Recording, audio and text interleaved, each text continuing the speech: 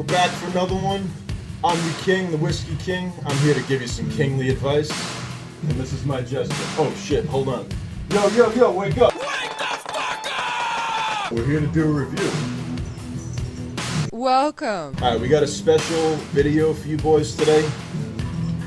We're going to be doing a couple things and mainly all focused on Hillrock. Now before we get started with the specific review, I just want those of you who maybe haven't seen a whiskey channel or anything like that. Some people ask, what is whiskey? What is scotch? What is bourbon, right? So whiskey is a spirit, it's made from grain, but not all whiskey is bourbon and not all whiskey is scotch. So the simple explanation for bourbon is it has to be 51% corn and then a mixture of maybe barley or rye or barley and wheat. And scotch has to come from Scotland, but they're all whiskey. Now today we're going to be doing a bourbon from Hillrock and a rye from Hillrock. Now New York used to be the breadbasket of America. They made tons of rye, tons of wheat and whatnot. And after Prohibition, everything kind of just went astray. Now where Hillrock comes in, they're in Ankrum, New York. They have almost about 1,000 acres of farmland there. They are really bringing it. And when I mean they're bringing it, it's like crazy. All right? Now, my enthusiasm is not taken lightly. All right? And I'm going to tell you why. What I specifically look for in whiskey is a multifaceted experience. So say you had a bad day at work, you want to come home and sit down on a pour, all right? I initially look for smell. And when you're smelling the whiskey, let me show you, alright? It could be your left nostril or your right, depending on the day. You're going to get a little bit more smell from one or the other. When you're breathing it in, you want to leave your mouth open a tiny bit, like that. And what's going on for me is I want the beautiful smell to entice me to drink it. And when you drink it, you want to have initially a blast of flavor in the back of your throat, and you also want incredible mouthfeel and to have an insightly experience where the whole thing is enveloping your mouth and tingling in your mouth and then having an incredible, long-lasting finish. Now, some people could get confused with some of the Hillrocks and think that these are the normal offerings that we're reviewing today, which they're not. These are distillery exclusives only available at the distillery. So if you just go to your local liquor store and you see Hillrock there, it's not going to be what we have. So don't get it messed up. These are owners' privates. Yeah. You can only privates. You can only get it at the distillery. Here's why that matters, boys. All right. They're really bringing the terroir concept to the glass, okay? So what terroir is, it's the complete natural environment in which the particular whiskey is produced. You are bringing the farm to glass experience. Right. They're growing their own shit. They're floor malting their own stuff, which we did. You can check it out. Floor malt. That Hillrock. What's up, boys? In the malt house, showing you how it's done. Bringing some love to the glass.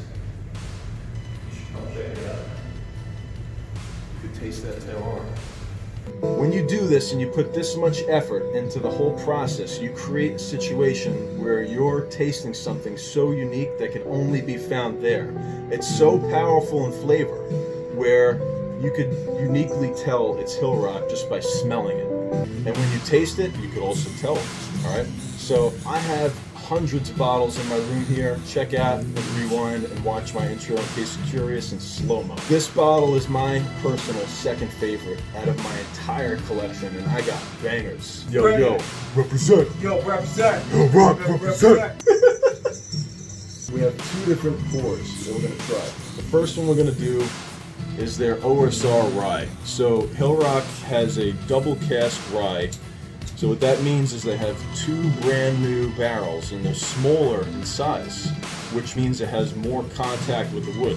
The interesting thing about New York in general is that it has more extreme climates. So what's happening is getting that punch from the climate into the barrel, which creates more biometric pressure. So you get expansion and contraction more. So those of you who are like, oh, I can only drink 12 year or older, all right?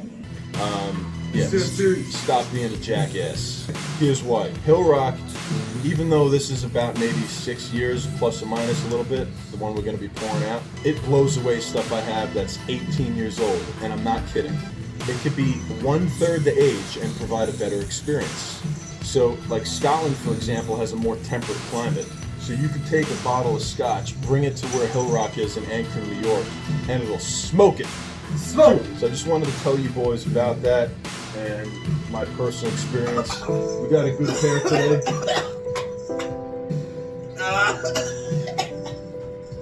Yo. We're gonna drink this OSR rye, Owner's Special Reserve, okay? We're gonna go to the Jester to find out. Let's do it, boy. What do you think, my friend? Ginger spice, maybe? I was gonna say crystallized. Apple and cherry. Correct. Yeah, I was gonna go crystallized ginger, apple, cherry, and some baking spices like cinnamon, vanilla, nutmeg, stuff like that. Yeah. Yo, he loves this. Delivers. Alright, tell me about this. Is this one of your personal faves right now, or what? Fuck to the yeah. Yeah, I think it's my favorite. It's your absolute favorite. Banging. $160 bottle. Yeah. What do you think could beat this for $160? Nothing. Absolutely nothing. I know bottles that I have that are over $1,500 that are worse than this. Nothing. Serious. Slade. The only bottle I got that I could say for sure is better is the Michter's 20 year, because that's just like insane.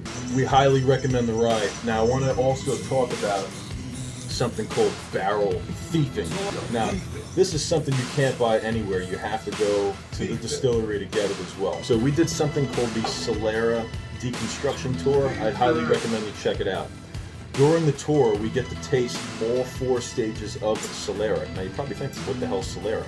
First of all, it's a bourbon, like I mentioned, so it's 51% corn, and then the remainder is rye. Now, the concept for Solera was originally developed for wine, and what they're doing is they have a particular section of barrels staged off in different ages, and each stage is a different age, and they have a cascading effect to help the whiskey or wine, depending on what you're trying to produce, get to a particular end result. It's like you're teaching the young little babies how to crawl and where to go, all right? So this one here is a 4th tier that we both thieved, and we're gonna show you.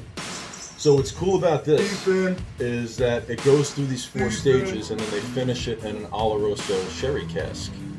And then they blend them together in a particular way where you're mixing older with some younger, and the end result is better than the initial concept of the first stage, obviously.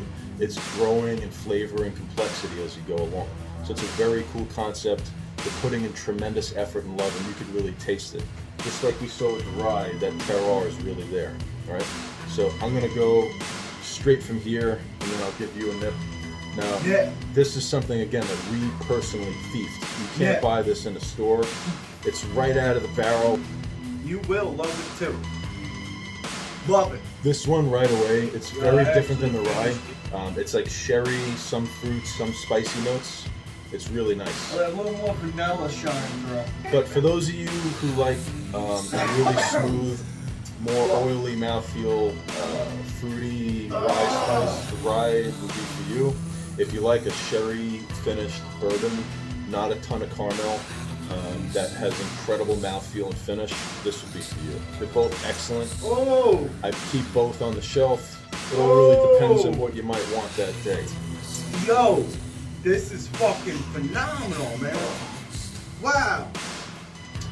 Yeah. So, listen, I'm not kidding around when I say Hillrock really brings it. Yeah. Their stuff may not have an age statement right now, but doesn't fucking matter. Doesn't. Because they bring it. And you can taste it. You can taste that shit in the glass. See the special sticker? If you don't see that, it's not a owner's special reserve. If you go to the store, it's just their standard offering.